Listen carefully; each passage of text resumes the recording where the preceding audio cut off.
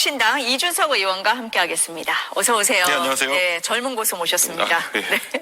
아니 윤석열 대통령을 좀 가까이에서 봤고 잘하는 사람 중에 한 분이 아닐까라는 생각이 듭니다. 지금 뭐 탄핵 심판, 뭐 수사 하나도 응하지 않고 있어요. 어떤 심리일까요? 왜일까요? 우선 제가 예전부터 윤석열 대통령 묘사할 때 했던 말들 있잖아요. 돈키호테, 벌거숭이 임금님, 그다음에 엄석대. 이거 집합체인 거죠. 그래서 돈키호테적인 걸 먼저 보자면요. 이분은 세상을 보는 세계관 자체가 좀 왜곡돼 있습니다. 예, 돈키호테는 평화롭게 돌아가는 풍차를 보고 좀 괴물이네 이러잖아요. 거인이네 이러잖아요. 저거를 쓰러뜨려야겠다. 이번에도 그런 거죠. 사실 세상을 보는 관점이 일반적인 대중과 많이 다른 것이고, 이분이 MBC 보겠습니까? 이번 유튜브에서 그 왜곡된 세계관으로 지금까지 접해진 정보들, 오늘까지도 아마 그런 거 보시면서 판단하시니까 국민들이 봤을 땐 이해가 안 되는 겁니다.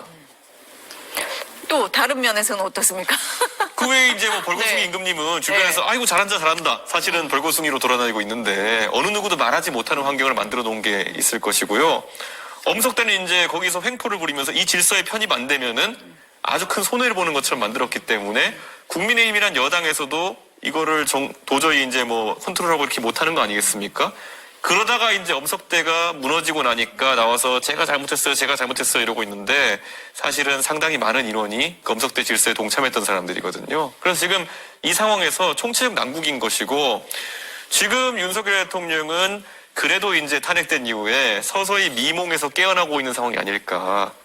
내가 이제 주변에 사람도 하나씩 떠나고 나만 남고, 이런 우리 옛날에 제가 참 윤석열 대통령 그 히틀러에 비유하면 너무 미안한 얘기인데, 그 히틀러 묘사한 영화가 있어요. 마지막에 베를린이 함락되기 전에 자기 머릿속엔 여기 군대도 있고 저기 군대도 있었는데 마지막엔 다 군대가 그냥 서류상의 군대였고 없는 게 알려지니까 막 화내고 주변에다가 막 뭐라 하고 이러거든요. 지금 아마 그 정도의 단계일 것이다 이렇게 봅니다. 아니 윤석열 대통령 측에 네. 이제 뭐 그 변호를 한다는 석동현 변호사가 여러 가지 얘기를 하고 있어요. 근데 네. 어제 기자들하고 얘기를 할 때 비상겸 하나로 탄핵을 하고 수사한다라는 표현을 했어요. 네. 윤 대통령과 뭐 만나서 소통을 한다고 하는 석 변호사인데 윤 대통령도 비슷한 인식을 하고 있는 건 아니겠습니까? 그러니까 이게 그 원래 법을 다루는 분들 입장에서 사실 누군가에 대해서 기소도 하고 이렇게 할 때 다 했던 경험들이 있을 텐데요. 자, 당장 그러면 윤석열 대통령이 야당 당수에 대해서, 제1야당의 당수에 대해서 가졌던 인식은 이와 비슷하냐? 따지고 보면은 뭐 초밥을 먹었니부터 해가지고 그런 것에 비해서 그럼 내란이 이 계엄이 훨씬 덜 중한 것이냐? 선거법이나 아니면 초밥 이런 문제를 가지고도 굉장히 악인으로 묘사하고 이렇게 했던 여당과 윤석열 대통령 측이었는데, 지금 뭐 이런 거 갖고 이러냐 이렇게 나오면은 경중이 안 맞잖아요. 어떤 사람은 굉장히 엄격한 잣대를 갖고 있어가지고 초밥만 보고도 어떻게 저런 사람이 있을 수 있어 이런 사람이 있고, 이런 뭐 역치가 다르겠죠. 근데 적어도 윤석열 대통령이 지금까지 다른 정치인에 대해서 보여준 역치라고 하는 것은 굉장히 엄격했거든요. 조국 대표에 대해서 바라볼 때 윤석열 대통령이 했던 말들, 그다음에 수사할 때 했던 잣대들, 이런 거에 비하면 지금 내란 상황을 놓고 윤석열 대통령이 또는 윤석열 대통령을 대리한다고 알려진 석동현 변호사가 보는 인식이 과연 그게 공평한가에 대해서 저는 동의하기 어렵습니다. 아니, 그러니까 그걸 정당하다라고 생각을 하고 있는 거 아니겠습니까? 아까 다른 세계에 있다라는 말씀을 하셨는데요. 그러니까 이게 이런 거죠. 예. 그러니까 나는 대단한 목적을 갖고 이걸 했다라고, 그러니까 애국행위라고 생각하고 있는 것 같은데, 그게 이제 아까 돈키호테의 발상이거든요. 멀쩡한 풍차 보고 괴물이라고 생각하는 거나 아니면 선관이나 아니면 이런 곳을 들이치겠다고 생각하는 거나 망상이거든요, 그냥. 그 망상 하에서 아직까지 행동이 목적 때문에 정당화된다고 생각하는 것 같은데 서서히 미몽에서 깨어날 거고요. 저도 석동현 변호사 사석에서 뵌 적 있고 하지만은 석동현 변호사님도 기록을 찾아보면은 이게 부정선거에 대해 가지고 굉장히 또 열정이 많으신 분이었거든요. 그러니까 마지막까지도 어떻게 이런 상황이냐, 국민들의 안타까움이 클 것 같습니다. 아니 석동현 변호사 얘기를 하시니까 어제 얘기를 할 때 수사보다는 탄핵 심판이 우선이다 이런 얘기를 했어요. 그럼 어쨌든 수사는 피해보겠다 뭐 이런 심리일까요? 어떤 심리일까요? 아무래도 예. 뭐 일반적인 형사소송이나 이런 것에서는 여러 가지가 겹쳐서 이렇게 수사 들어오고 그러면은 그런 걸 수사 당국이 편의를 좀 봐주고 할 수 있겠지만은 지금은 헌법재판소의 어쨌든 판단을 통해 가지고 헌정질서 중단이 빨리 끝나야 되는 것도 당연히 대한민국에 중요한 것이고요. 우리 내란이라는 중차대한 혐의를 놓고 증거인멸이나 여러 가지 말맞추기가 이루어지기 전에 국민들이 납득할 정도의 수사가 이루어지는 것도 중요한 거거든요. 이 두 가지가 다 공이 중요한데 어느 것 하나를 우선한다는 게 말이 되겠습니까? 지금 이 시간 내도 보면은 사실 수사가 늦어진다면은 하나씩 말맞추기 하면서 진실에 근접하기 어려운 상황이 나올 겁니다. 저는 거기에 대해서는 좀 그 석동현 변호사가 하는 입장이 이해가지 않습니다.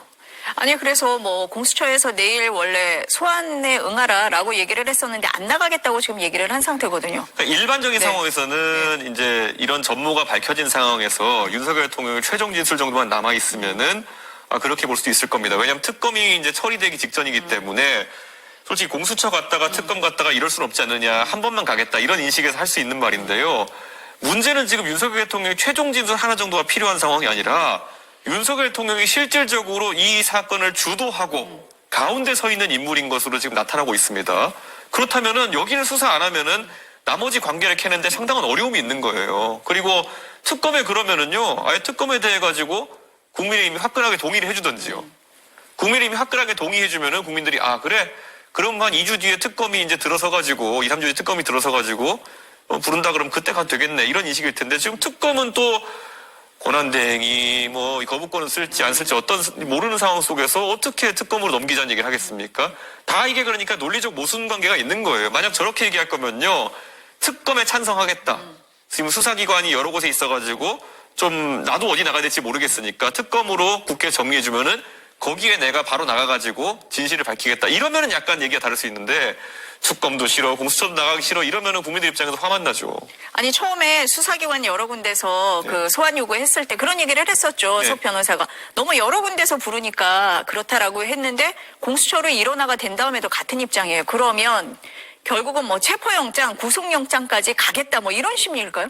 저는 그것을 피하기가 어려운 상황이 오고 있는 거 아닌가 이런 생각이고, 그래서 윤석열 대통령 입장에서는 특검을 차라리 받겠다라고 선언하든지 뭐 이런 게 필요한 거거든요. 근데 그렇게는 안 하면서 그냥 가기 싫어요 이러면 아까 말씀하신 것처럼 이제는 정리가 된데도 안 나가겠다 이런 목리부리기 정도로밖에 해석이 안 되는 거거든요. 좀 안타깝습니다. 이게 대통령이 또 다른 사람도 아니고 스타검사 출신 아닙니까? 그럼 이 수사의 절차라든지 우리가 생각해봐가지고 만약에 다른 정권에서 이런 일이 발생하고 그때 공수처장이나 아니면 특별검사로 윤석열 검사가 있었다 생각해 보십시오.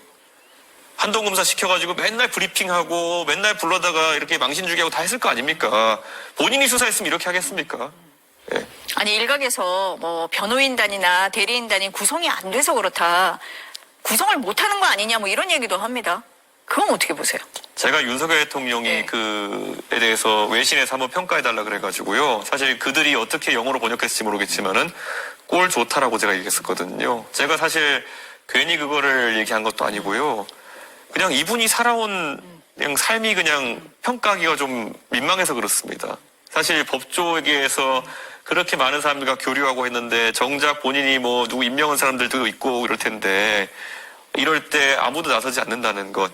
이분이 정말 사면 초과의 상황에 놓인 게 아닌가 저는 그런 생각을 합니다.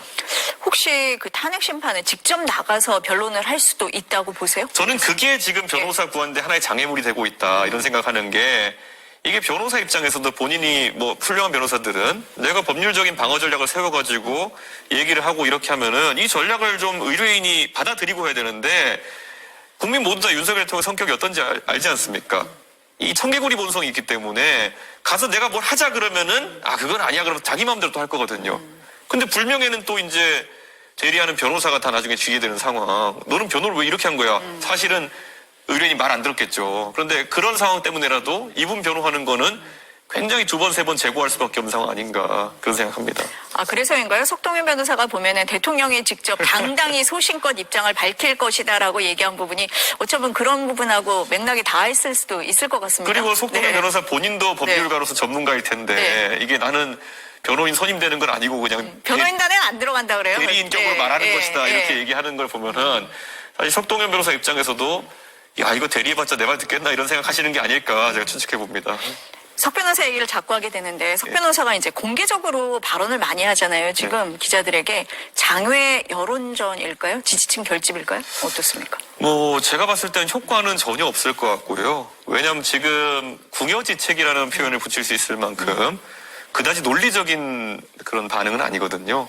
그리고 아까 제가 말했던 것처럼 윤석열 대통령은 본인이 만약에 이 자리에 특별검사 아니면 공수처장이었다면 어떻게 행동했을까? 우리 국민들이 다 알아요. 예. 그때 조국 장관 수사할 때 어떻게 했습니까? 그리고 박근혜 대통령 수사할 때 어떻게 했습니까? 거의 한 사람을 망신주기의 그런 상황까지 몰아가면서 수사하고 했던 게 윤석열 스타일이에요. 예. 그런데 지금 본인에 대해서는 엄격하지 못한 것, 이런 것 때문에라도 그렇게 국민의 공감을 살 것 같지는 않다. 이런 생각입니다. 아니 이제 탄핵 심판 서류 하도 안 받으니까 헌재가 어제 그냥 심리 착수하겠다, 받은 걸로 간주하겠다라고 했습니다. 앞으로는 진행 차질 없을까요? 어떻게 보세요, 이거는? 참 부끄러운 겁니다. 제가 네. 그래서 최근에 저도 이제 제 페이스북에다 한번 썼던 것이 윤석열 대통령의 반헌법적인 행위 때문에 앞으로 조기 대선을 치러야 될지도 모르는데 이런 행위가 여기저기 전염되지 않았으면 좋겠다. 그런데 윤석열 대통령의 이런 재판 회피 전략, 탄핵 심판 회피 전략에 더불어 가지고 최근에 같이 뉴스에 보도된 거에 뭐냐면은 이재명 대표가 결국엔 국선 변호인이 선임되는 상황까지 갔습니다. 그 선거법 2심 재판에 대한 절차가 지연되다 보니까 재판부가 그렇게 변호인 선임 안 할 거면 국선 변호인 우리가 해줄게 이렇게 해서 된 건데 사실 반헌법적인 대통령의 퇴임 또는 탄핵 이후에는 저는 그 다음에는 적어도 헌법을 수호하겠다는 의지가 충만한 그런 다음 지도자가 서야 되는데 이재명 대표의 이런 행동이 길어지면은 이재명 대표도 그런 헌법을 너무 무시하는 거 아니냐. 왜냐하면 헌법에 보면은 대통령은 형사 소추되지 않는다는 조항이 있거든요. 그런데 그것이 소추만 얘기하는 거냐 아니면 재판까지 의미하는 거냐는 약간 해석의 여지가 있지만은 혹시라도 이재명 대표가 대선을 앞두고 이런 절차를 지연시켜가지고 본인의 피선거권을 유지하려고 하는 거 아니냐라는 의심을 받을 수가 있어요. 그러면 그 행위 자체도 나중에 국민들이 판단할 테니까요. 저는 윤석열 대통령도 이재명 대표도 그런 오해를 안 샀으면 좋겠다. 두 분 다 공교롭게도 법을 잘 아는 법률가시기 때문에 저는 이거를 뭐 잘 몰라서 그랬다기보다는 오히려 잘 알기 때문에 이러고 있다는 의심을 자꾸 사는 겁니다. 좀 이제 그런 모습은 안 보였으면 좋겠다. 이런 그러니까 정치 지도자들이 법을 좀 지키는 그런 모습을 보여줘야 되는 거 아니냐, 뭐 이렇게 보시는 거네요. 그렇죠. 그리고 네. 뭐 예를 들어 당연히 이재명 대표가 재판하시면서 최대한 본인에게 유리할 수 있는 증인을 많이 신청한다든지 그런 것들은 당연히 자기 방어를 위해서 하실 수 있는 행동이었습니다. 근데 지금 윤석열 대통령이 한남동 몇 번째 산지 온 국민이 알고 있고요. 이재명 대표 거소가 어딘지 다 알고 있고요. 의원회관 주소 어딘지 다 알고 있는데 송달 거부 이런 거는 솔직히 그런 방어권의 영역과는 좀 거리가 있는 것 같습니다. 너무 이제 기술적인 어떤 방어가 아닌가 생각합니다. 저는. 네. 이제 헌재에서 탄핵 심판이 좀 제대로 진행이 되려면 구인 체제가 돼야 된다는 얘기를 다들 예. 하시잖아요. 근데 오늘 한덕수 권한대행이 헌법재판관 3명의 임명도 여야가 머리를 맞대라, 여야 합의를 해라라고 얘기를 했습니다. 근데 솔직히 말하면은 저는 지금 한덕수 대행께서 본인도 이제 권한대행으로서 판단할 그런 권한이 있지만은 지금 국민들은 이 어처구니 없는 계엄 그리고 그에 따른 탄핵이 사실상 너무나도 분개할 만한 상황인 겁니다. 지금 연말인데 소상공인들은 지금 예약도 취소되고 이렇게 해서 어려워하고 있고 국제적으로도 우리를 바라보면서 저 나라가 유례 없는 정치적 불안정성을 겪고 있기 때문에 투자를 해야 되나 말아야 되나 이런 고민하는 사람도 있을 거란 말이에요. 그러면 한덕수 대행께서 여러 가지 본인도 관료로 살아오셨으니까 원칙이 있으시겠지만은 지금은 대전제로 이 혼란을 빨리 종식시킨다라는 그런 대의를 가지고 판단들을 하셔야 되는 것이 아닌가. 그런데 저는 헌법재판소가 9명 체제로 빨리 완성이 돼가지고 결국에는 큰 리스크 없이 왜냐하면 6명으로 진행하다 보면요. 사실 6분의 헌법재판관 중에 갑자기 어떤 의료적 상황이 발생할 수도 있는 거고 돌발 상황이 발생할 수 있는 거니까 불안정한 거 아니겠습니까? 맞아요. 그러니까 9명을 채워가지고 그런 안정적인 판단을 내려야 되는데 너무 다른 고민이 많으신 게 아닌가 좀 안타깝습니다. 아니 뭐 국회 몫이기 때문에 임명할 수 있다라는 견해가 지금 대부분인 것 같은데 한 권한대행이 이제 책임을 회피하는 거 아니냐 이런 비판도 나오기는 하거든요. 그러니까 네. 거기에 대해서 자꾸 네. 국민의힘 쪽에서 아주 소수 해석에 가까운 이런 조항들을 들고 나와가지고 절차를 지연시킨 얘기를 하는데요. 국민의힘이 무슨 착각을 하고 있는지 모르겠습니다만은 지금 재판이나 이런 절차를 지연시켜가지고 시간을 벌겠다는 그 의도에서 저는 별로 얻을 게 없어 보여요. 이게 지연되면은 국민들이 오히려 국민의힘이 저 내란을 옹호하고 오히려 윤석열 대통령을 옹호하는 분위기로 가는 것이냐 의심사면요. 그 다음에 치러지는 선거에서 더 크게 회초리 맞습니다. 회초리로 맞을 거 곤장 맞습니다. 저는 그런 인식을 바탕으로 해서 아니 국민의힘도 입법부의 일원으로서 대한민국의 위기 상황을 인지하고 빨리 해소하겠다는 의지를 보여야 되는데 뭐 하는 건지 모르겠습니다. 저는. 예. 아까 특검 받아야 된다 이 말씀하셨잖아요. 네. 근데 한 권한대행이 특검법에 대해서도 여야가 합의를 해오라라고 했습니다. 아 사실 저는 최상병 특검법부터 시작된 이 특검법 논란은요. 여야가 합의를 해 처리하는 게 맞으나 최상병 특검법마저도 여당은 합의 의지가 없었는데 직접적으로 여당 관계자들이 수사의 대상이 되는 내란 특검과 김건희 여사 특검에 대해 가지고 합의를 종용하시는 거는 한덕수 총리님께서 좀 과하시다. 안 하려고 하는 거다? 예, 합의가 안 될 걸 아시면서 그렇게 말씀하시는 거는 듣기에 따라서는 좀 하기 싫어서 그러시는 거 아니냐 이렇게 오해를 하실 수 있다 이런 생각이 듭니다. 그래서 민주당이 탄핵을 추진한다고 합니다. 그 부분은 어떠세요? 와 이것도 제 입장에서는 그러니까 제가 이런 표현하기 좀 그렇지만은 나쁜 상황 두 개 중에 뭘 골라야 되는 상황인 것 같아요. 그러니까 이렇게 탄핵을 통해서 또 다른 총리에 대한 탄핵을 통해 가지고 대외적 불안정성이 커지는 것과 지금 결국에는 이 모든 절차가 지연돼서 우리가 없는 피해 중에서 어떤 게 더 낫냐. 사실 둘 다 최악이죠. 근데 굳이 말하자면은 저는 더 이상 절차가 지연되면 안 된다. 네, 그런 생각을 갖고 있습니다. 그래서 탄핵이든 뭐든 빨리 절차가 진행될 수 있도록 법야권에서는 힘을 합칠 것이다 이렇게 말씀드립니다. 그러니까 뭐가 됐든 간에 진행이 빨라져야 된다? 그러면은 그렇죠. 이 혼란을 종식시키는 방향으로. 아니 지금 이제 탄핵 소추를 하겠다고 해도 뭐 본회의 보고도 해야 되고 표결까지 시간도 있고 이틀 걸릴 겁니다. 네, 네. 그리고 이제 뭐 공포가 됐든 거부권이 됐든 그 행사 시한이 1월 1일이에요. 그러니까 며칠 시간이 있습니다. 그 안에 뭔가 답이 나올 수 있을까요? 빨리 하려면 할 수 있다 이런 생각을 하고요. 저는 이제 한덕수 총리님이 12월 30일이라는 시한을 이제 제시하셨잖아요. 근데 그것에 대해서 이제 법야권이 어떻게 반응할지는 봐야 될 것 같습니다.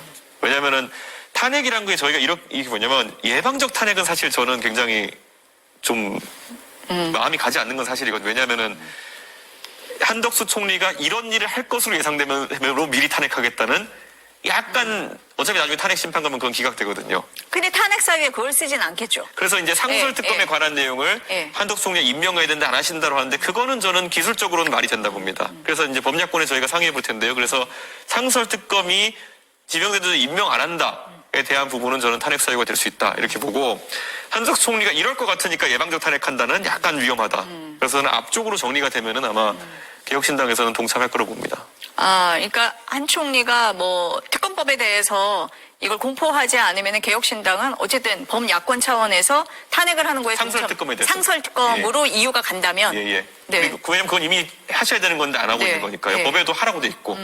그런데 12월 31일까지는 어쨌든 거부권 시한인데 그때까지 기다리겠다는데 기다리고 안 할 것 같으니까 예방적 탄핵하겠다는 사실 그거는 뭘 쓸지가 애매합니다. 그거를 거기다. 그래서 저는 전자에 대한 거로 진행되는 게 맞다 이렇게 봅니다. 조금 더 지켜보기는 하겠다라는 말씀이신 것 같습니다. 지켜보겠다는 아니죠. 어쨌든 이게 저는 사유가 발생해야 된다 보는 거거든요. 우리가 그냥 마이너리티 리포트 같은 데 보면은 저 사람은 범죄를 저지를 거야 가지고 이제 먼저 형사적 조치에 들어가면 얼마나 모순적인 상황이 되는지 이제 보고 있잖아요. 이게 만약에 가서 나는 사실 한덕수 총리 나중에 나는 사실 할 거였어. 이래버리면 어떻게 되는 겁니까 그게. 참 저도 복잡합니다 이게. 지금 제 마음에 따라서는 빨리 뭐든지 하고 싶어 죽겠는데 이게 제 이성은 또 이제 왔다 갔다 하고. 아니, 그러니까 빨리 한다고 말씀을 하셨는데 만약에 한 권한대행이 이제 탄핵 소추가 돼서 최성목 부총리가 권한대행이 되는 상황으로 가면 시간이 더 걸리잖아요. 그래도 거부권 시한은 어차피 도래하고 그때 최상목 부총리가 설마 거부권을 행사하겠느냐라는 생각을 하는 거죠 다들. 그럼 국민의힘을 지금 어떻게 보고 계세요? 국민의힘이 하고 있는 이런 태도나 지금에 하고 있는 거에 대해서. 진짜 매를 번다 벌어 이런 얘기를 제가 요즘 국민의힘 의원들 보면은 그냥 반농담조로 하거든요. 지금 이 상황에서 국민의힘이 시간을 벌어가지고 나중에 들고 나올 수 있는 논리는 우리보다 쟤네가 더 나빠요 이런 거 하나 해야 되는 거거든요. 그런데 윤석열 대통령이 내란에 해당하는 죄를 저지른 상황 속에서 과연 상대 지도자에게 뭘 갖다 붙일 것이냐. 저는 그렇게 없다 보거든요. 그러면 이 상황에서 국민 여러분 우리가 정말 잘못했습니다. 근데 윤석열 대통령의 행동에 우리는 동참하지 않습니다. 그리고 저 사람을 지키기 위해 노력하지 않습니다. 그걸 우리 선명하게 먼저 얘기해놓고 그다음 경쟁해야 되는 거거든요. 지금 나오는 거 보면 제가 그래서 국민의힘 의원들한테 얘기해요. 이제 가가지고 이재명 대표가 무슨 어디 가서 무슨 말을 했느니 아니면 초밥을 먹었느니 이런 거 지적해도 아무 의미 없다고. 예, 이재명 대표가 무슨 정책을 잘못했니 25만 원 주는 게 잘못됐니 아무 의미 없다고. 여기는 내란을 저질렀다. 그럼 내란보다 중죄가 있느냐. 저는 그런 거에 대해 가지고 국민의힘이 빨리 인식을 바로 하기 바랍니다. 오늘 비대위원장에 오선의 권영세 의원이 지명이 됐잖아요. 네. 어떻게 보세요? 바뀌는 겁니까? 어떻습니까? 권영세 의원 정도면은 국민의힘 의원 중에서 그래도 굉장히 합리적인 편이고 신사인 편이거든요. 그런데 이 상황에서 과연 그 주류 윤핵관이 하고자 하는 메시지와 다른 결의 메시지를 낼 수 있는 상황인가? 저는 굉장히 비관적으로 봅니다. 그래서 권영세 의원도 지금 굉장히 조기에 무너질 것 같다. 그런 생각을 합니다. 조기에 무너진다고요? 지금 이 상황에서 또 아직까지는 대중이 권영세 의원의 입장을 기다리면서 한 하루 이틀은 기다려주겠지만 정작 이제 기자들이 국민을 대신해서 질문하기 시작하면은 또 친윤계 또는 윤핵관의 입장을 대변하는 말씀을 하셔야 될 텐데 그러면 또 이게 새로운 지도자지만 바로 그 기대치가 식어버리는 상황이 나올 것 같다. 그렇습니다. 아니 아까 잠깐 언급은 하셨어요. 사과나 반성의 메시지가 없다 국민의힘에서. 그럼 이제 권영세 비대위원장이 되고 비대위 체제가 이제 자리를 잡으면 그렇게 좀 할 수 있다 이렇게 보세요? 어떻습니까? 사과와 반성은 예. 제 생각에 행동과 함께 가야 되는 건데요. 그러면 아까 제가 말했던 건 내란 특검 같은 거는요. 지금 실시간으로 국민들이 뉴스를 보면서 얼마나 황당합니까? 롯데리아 이런 것부터 시작해가지고. 그런데 이거에 대해서 빨리 특검이나 이런 거에 의지를 국민이 보이지 않으면요. 이게 사실 뭉개지거나 아니면은 그 당사자들이 증거를 인멸할 시간을 벌어주려는 것이 아니냐는 의심을 살 수밖에 없어요. 그러니까 사과와 반성은 실제 이런 특검을 받아들이는 행동으로 국민들에게 선보여야 되는 것이거든요. 근데 그게 아니니까 말로만 사과하면 뭐합니까 지금. 아까 국민의힘 의원들하고 얘기 좀 한다고 하셨잖아요. 개인적으로 얘기를 해보시면 지금 의원님하고 비슷한 생각을 갖고 있는 의원들이 있습니까? 꽤 있습니까? 일부 있습니까? 꽤 있어요. 꽤 있어요. 예. 근데 꽤 있어요인데 그 다음에 그런다고 우리가 솟아날 구멍이 있냐 약간 그런 식의 자포자기성 발언하시는 분도 있고 아니면 이제 과거에 이제 박근혜 대통령 탄핵 때 경험을 해가지고 그래도 바뀌는 거 없구나 이렇게 얘기하는 사람이 있던데요. 그거는 제가 그분한테 그렇게 말씀드려요. 그거는 의원님의 관점에서 얘기하는 거고요. 저희는 국회의원입니다. 국회의원은 적어도 우리 지역구에 대표하는 국민들도 있고 우리가 국민들의 관점에서 우리를 통해서 하고 싶은 걸 우리가 해주는 거지 우리가 어떻게 될까에 대한 고민을 여기 넣기 시작하면은 굉장히 복잡할 거다. 그러니까 저는 국민들이 뭘 바라고 있는지 한번 보시라. 그 얘기만 합니다, 저는. 아니 이번 내란 사태를 겪으면서 국민의힘 내 여러 의견이 있는 게 좀 표출이 됐잖아요. 네. 친윤 친한 사이에도 있었고 영남권 의원들하고 수도권 의원들 초재선 다 좀 목소리가 달랐잖아요. 그럼 지금 이게 하나의 당으로 볼 수가 있을 거냐, 또 권영세 비대위원장이 되면 이걸 이끌 수가 있을까라는 생각도 들거든요. 권영세 비대위원장이면 개 중에 중진 중에서는 그래도 조정 능력이 괜찮다. 있는 분인데 네. 이걸 조정하기는 어려울 것 같습니다. 그런 갈등이나 다른 네. 목소리를 조정하기 왜냐하면 힘들다. 이게 지금 의견의 대립 때문에 우리가 지금 햄버거를 먹을까 피자를 먹을까 이런 거면 둘 다 먹자 이런 조율이 가능한데 이거는 죽고 사는 문제가 돼버렸어요. 저기서는. 그러니까 예를 들어 지금 특검을 받아가지고 내란 특검을 얘기를 한다. 그러면 그 당시에 국민의힘 의원들 중에 일부의 행적 같은 것들도 수사의 대상이 될 수 있고 왜 그런 어떤 우리가 나오지만 원내대표는 그런 문자를 보냈고 이러냐들도 관심을 사고 있잖아요. 근데 이런 것들이 당에 휩싸이게 된다는 생각을 하기 때문에 생사의 문제가 돼버린 거예요, 저분들한테는. 그러다 보니까 이게 단순히 서로의 문제. 나는 피자 먹을래, 나는 햄버거 먹을래, 이걸로 싸우고 있으면은, 그래, 차라리 짜장면 먹자, 이렇게 중재안을 내든지 가능한데, 나를 죽이려고 하는구나, 이런 생각이 드는 순간, 중재가 거의 어렵죠. 한동훈 체제가 해체된 건 어떻게 보세요? 그러니까 한동훈 대표 입장에서는, 나름의 고심이 있었겠지만은, 너무 박력이 없었어요.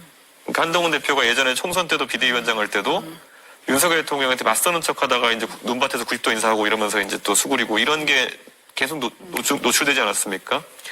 지금도 한동훈 대표가 계엄 해제하는데 주도력을 발휘할 때는 굉장히 좋은 첫 스텝이었는데 그 다음부터 이제 본인이 이 사태에서 마찬가지로 사심이 들어간 거죠.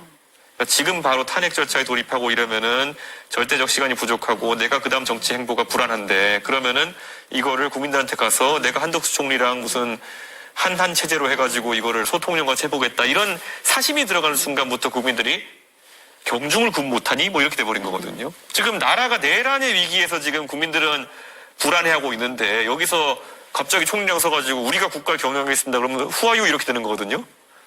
근데 그 상황을 가는 걸 보면서 사실 한동훈 대표가 저는 그 장면 보고 더 이상 이제 국민들의 기대를 받는 그런 여당 지도자로 있기는 어렵겠구나 생각했는데 실제로 그렇게 된 거죠. 한 전 대표는 어떻게 할 걸로 보세요, 앞으로? 본인이 정치에 뛰어든 지 딱 1년 정도 됐거든요. 근데 공교롭게도 총선 대패, 그 다음에 지금 탄핵당한 대통령 때 여당 대표 이래서 실적이 아주 안 좋습니다. 그래서 여기서 사실 정치에서 빠지면은 다시는 자신에게 기회가 안 온다 생각 같습니다. 그래서 어떻게든 이번 조기 대선이 펼쳐지면은 되든 안 되든 역할을 해보려고 할 것이다. 근데 그거는 인지상정이긴 한데 아마 그 길에 어떤 분들이 같이 동참할지는 좀 봐야 될 것 같습니다. 지금 조기 대선 얘기를 하셨으니까요. 출마하십니까? 하게 되면? 저는 제가 뭐 나이 제한이 있다 이런 것 때문에 요즘 가십성 뭐 이렇게 질문도 많이 들어오고 하는데요. 나이 이제 드신다고 나오던데요? 내년 3월 되면? 현재 절차가 1월 30일 정도 전에 끝나게 되면은 그러면은 저는 출마 못 합니다. 60일이나 대선이기 때문에 제 생일이 3월 31일인데 네. 저는 윤석열 대통령에 대한 이렇게 많은 새로운 것들이 보도되고 그리고 또 워낙 그게 내용이 충격적이다 보니까 윤석열 대통령이 사실 그 1월 30일이 되기 전에 하야해도 이상하지 않은 상황이다.